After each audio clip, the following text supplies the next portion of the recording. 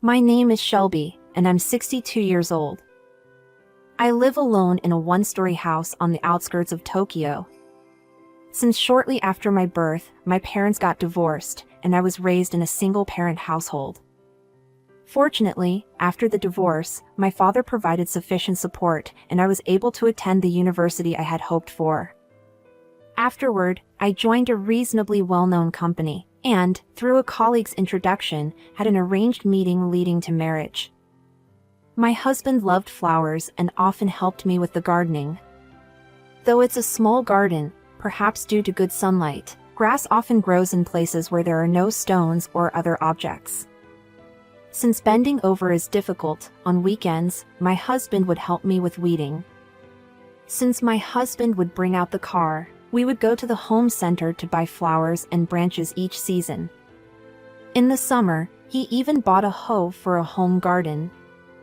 My husband loved the small garden. "Someday, I'd like to turn this garden into a small rose garden," he said, and just then, we were blessed with a son. The dream of a rose garden turned into a small campsite. Fortunately, there's a large park nearby, so we didn't get scolded for making a bit of noise in the garden. On days off, we pitched a tent in the garden and went camping with our family of 3. We even bought bricks and made a small fire pit for campfires. We cooked rice in a mess tin and made curry over the campfire.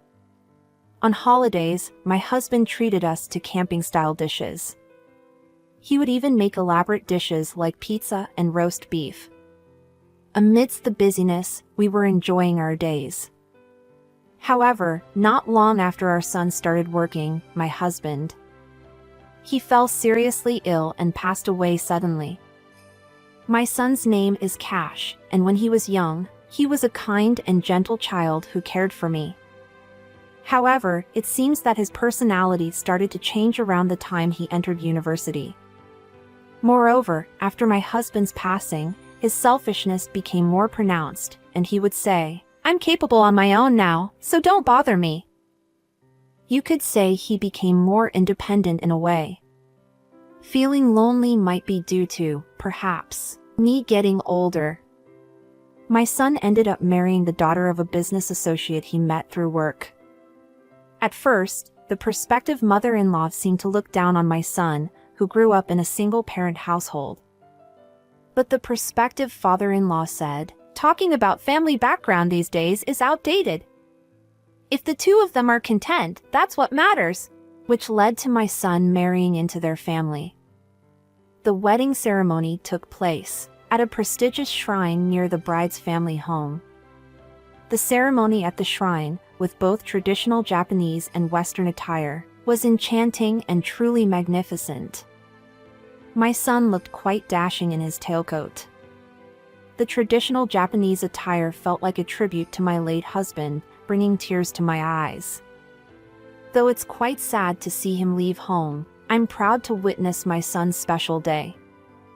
I wish my husband, who loved children, could have seen it too. When we were invited to the bride's family's home for pre-wedding greetings, I was amazed by the size and grandeur of their house. Being in the countryside, it's what you'd call a mansion. After marriage, my son decided to leave his current company and join his wife's company. Thus, they'll move from Tokyo to her hometown upon marriage. I could sense remnants of the refined young lady from an old family in my daughter-in-law. Despite being in Tokyo, they live in a small suburban one-story house. It seemed like she was looking down on me a bit.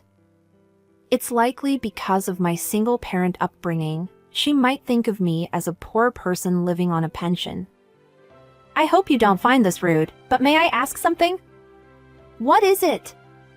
"Do you find life financially difficult, Shelby?" "Thank you for your concern." "Well, yes, I'm managing to get by thanks to various means. Our family home has a well-known history. Plus, my father is the CEO of a prominent import agency, so we come from a wealthy and prosperous background." "Do you know about that?" She was naturally boasting about her family background. "So, Shelby, are you expecting any financial support from our family?" "What do you mean?" I'll be straightforward. I hope you understand that we can't allocate our family's money to cover your living expenses. So, you assume that I'm poor and that I would ask for financial help from your family? Is that what you think? Yes.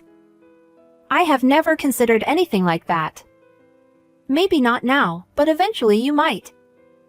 I wondered about the kind of unpleasant people she might have encountered, and the kind of upbringing she had, which worried me more than being angry at her attitude. You don't need to worry about that. Oh, is that so? Please remember those words. Saying that, my daughter-in-law left in a huff. I could understand quite well from her reaction just how much she deviated from common sense. One day, after a while, my son and his wife visited my house. I wanted to warmly welcome my son, whom I hadn't seen in a while, so I prepared many dishes that he liked. Since my mother was from Kansai and I grew up with lightly seasoned food, I made vegetable stews and simmered fish dishes. However, it seemed too bland for my daughter-in-law from Tohoku, who said, "These dishes are quite plain and poor-looking. Don't you have more meat or something?" I'm sorry, where I grew up was near the sea. I'm good at fish dishes but not so much with meat dishes. That seems like a very frugal meal. I received quite the harsh comments. It wasn't that impoverished, you know. I barely managed to argue back, but I realized that she probably couldn't judge what counts as poor. Well, we're not poor. My son, who rarely agreed with me, joined in. Still, serving dishes with just vegetables and fish does seem meager. Also, not just the house, the garden is simple too. Her condescending remarks didn't stop. Even though it looks simple, I really like this garden. I couldn't contain my anger and ended up responding harshly. Oh, by the way, Mom, her family's meat dishes are amazing. Tohoku has a lot of famous brand beef, and once I had that meat, I couldn't go back to fish. I became captivated by meat, you know? Suddenly, my son switched sides and started defending his wife. Come to think of it, her family was from a well-known beef-producing region in Tohoku. Please try the local beef. It just melts in your mouth. Oops, sorry, we always eat expensive high-quality stuff, so it might be tough for you, Mom. She said this, putting a hand over her mouth, and chuckled. Suppressing my overflowing emotions, all I could do was force a wry smile. One day, a few months later, I was invited to my wife's family's house. It's the end of summer and there are fewer tourists, so how about it? That's what they said. The heat had also significantly subsided, as my son mentioned. With no particular plans and rarely having a chance to visit Tohoku, I wasn't particularly thrilled about it, but I didn't want to be rude by declining outright. So I accepted the invitation. As a souvenir, I brought a traditional confection from an established shop in Tokyo.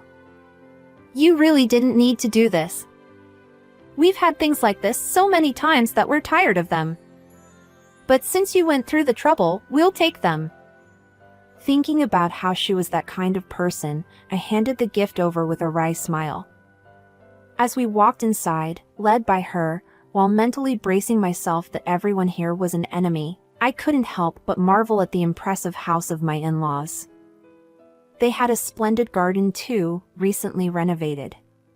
Walking along a charmingly long corridor, we admired the pond's fragrance of cypress as koi elegantly swam and rare birds that I had never seen in Tokyo sang in the trees. These koi cost around $70,000 each. Although there aren't many, I chose quality over quantity.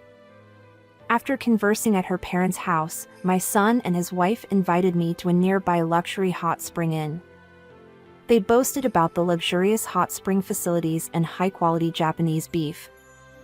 The hot spring had a faint scent of cypress emanating from the well-crafted wooden bath, and its silky spring water washed away the weariness of the lingering summer heat.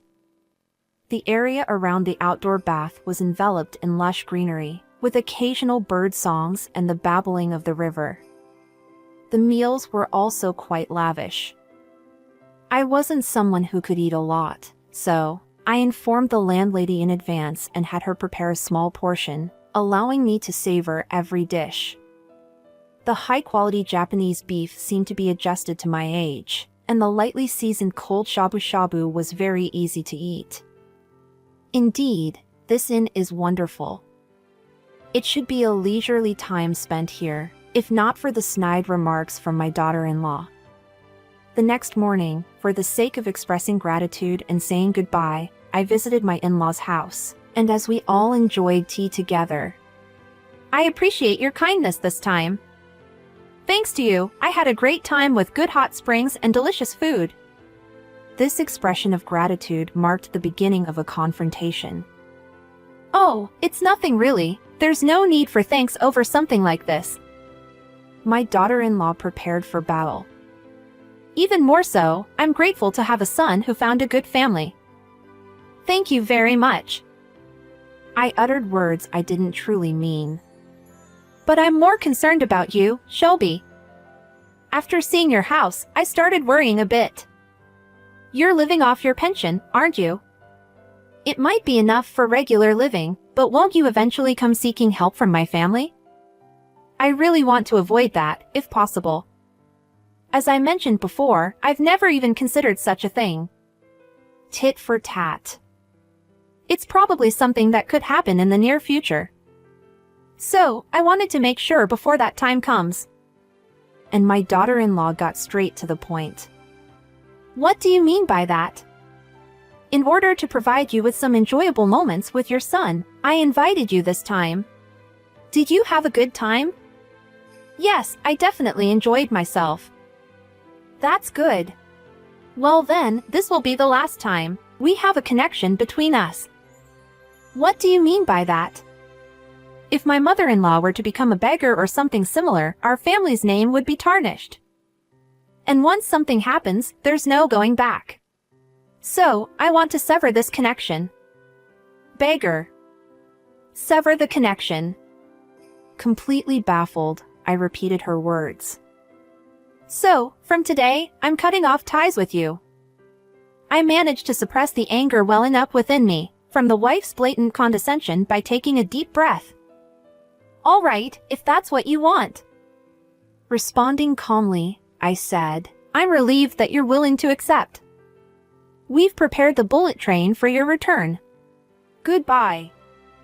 While I was furious about how my son and his wife treated me, I felt a sense of relief that I wouldn't have to meet that rude daughter-in-law again. Afterwards, to calm my heart, I went on a trip to my beloved Kyoto. Since then, I stopped sending money to my son, and as I had severed ties, there was no obligation to give him the dividends from the stocks I inherited from my father. My son begged me to continue secretly, but I declined, saying, "I won't support you since we're estranged." My son's only hobby, a vintage car he took care of, apparently got sold as she said. It looks outdated. My financial assistance was kept a secret from my daughter-in-law, and it seemed my son, controlled by her over finances, only had the allowance I provided. Well, my son is also at fault for not being able to stop his wife's outrageous actions, so there's nothing I can do about this situation. Just then, I heard that my daughter-in-law's father had fallen ill. Though he survived, due to a stroke, he couldn't continue working as before. As a result, my son and his wife were to take over the family business and company. The family of my daughter-in-law is quite wealthy, but, due to their rather forceful business practices, their reputation wasn't very good. With my son and daughter-in-law becoming the management, many business relationships that had been dissatisfied before are gradually ending their transactions, and the business seems to be declining significantly. Although he is the father of my daughter-in-law, I should ideally pay a visit to offer my condolences, but due to being estranged, I refrained from doing so.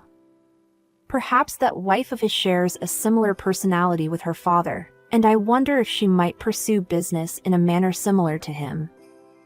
While this is just my personal opinion, I don't really see my daughter-in-law as having that much business acumen.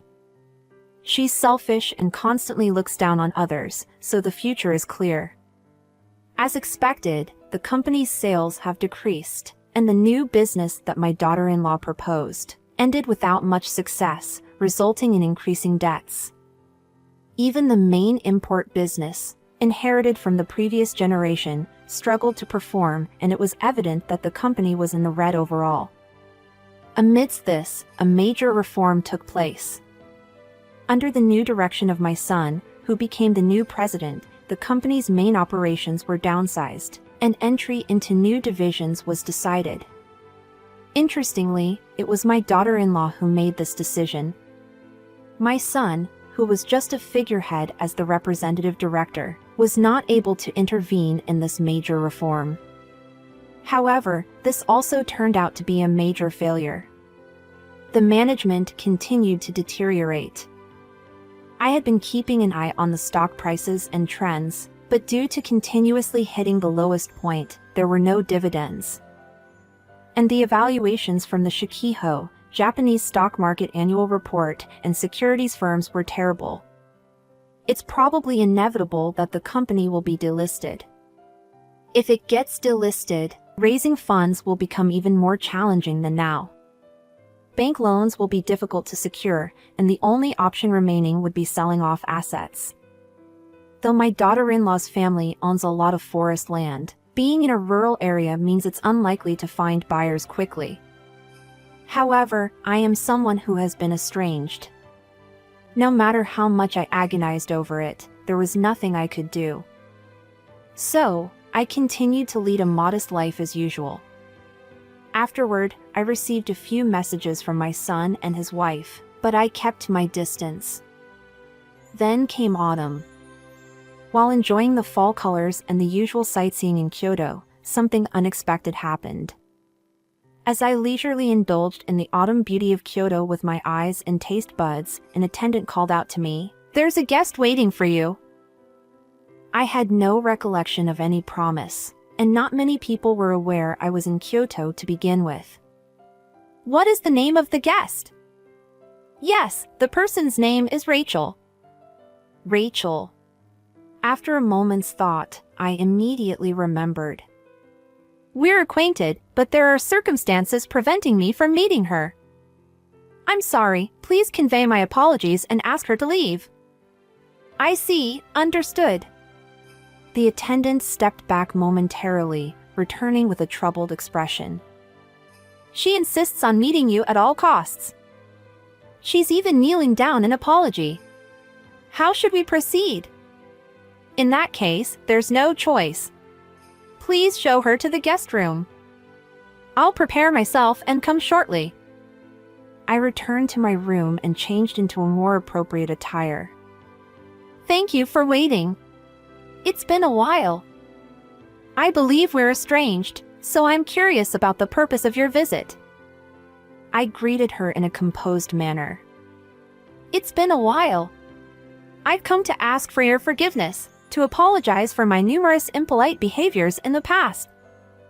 I'm truly sorry." I stared at her wordlessly. Her face turned pale in response to my distant attitude. "I've heard that this magnificent mansion belongs to you. I'd like to know how you came to possess such a splendid residence. Could you please share the details with me?" She must have heard about my background and was desperate for financial help. It's obvious that she came here in desperation, like clutching at straws. I smiled wryly and said, "It's not something I would discuss with a guest," as I brushed her off. And then, after a pause, "This is my father's villa. I inherited it from him. My father's name was Frank Sean, he's deceased now." "Does that mean my mother-in-law is the daughter of the president of the Sean Corporation?"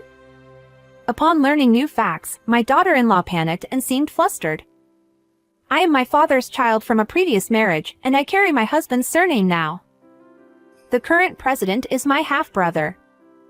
Our mother has already passed away, and I've distanced myself from the Sean family. By nature, I'm not suited for business, and I've relinquished the management rights to my brother. Before my father passed away, he entrusted me with a portion of the company's shares, and this house. I see. I didn't know.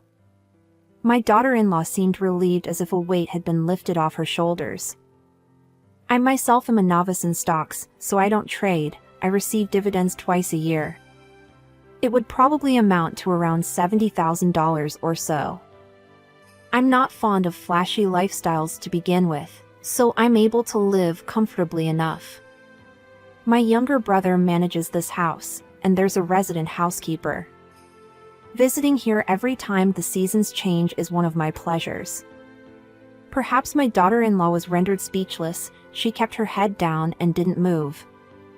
By the way, what is the purpose of your visit? You are aware that I've been estranged from you, right?